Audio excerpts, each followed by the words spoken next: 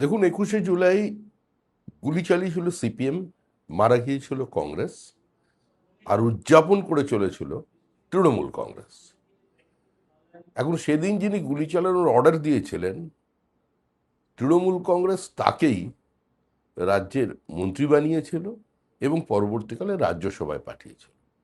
তো স্বাভাবিকভাবেই যারা 21শে জুলাইয়ের মঞ্চটাকে পাগলু ড্যান্সের মঞ্চ বানিয়ে দিয়েছিলেন, তাদের তো কোনো নৈতিক বা রাজনৈতিক অধিকার ছিল না 21শে জুলাই পালন করার।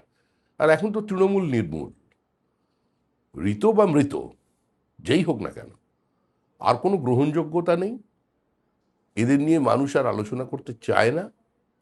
আমি বিধায়ক থাকাকালীন প্রশ্ন করেছিলাম যে 21শে জুলাইয়ের যে তদন্ত কমিটি আপনারা করছেন তার রিপোর্টটা পেশ করছেন না কেন। ঢাকঢোল পিটিয়ে তো কমিটি হয়েছিল, কিন্তু রিপোর্ট টেবিল করতে পারেনি। তো আজকে বিজেপি সেটা করে দেখালো, কারণ ন্যায় বিচার বিজেপি দিতে পারে, বিজেপি সরকারই বিচার দেবে।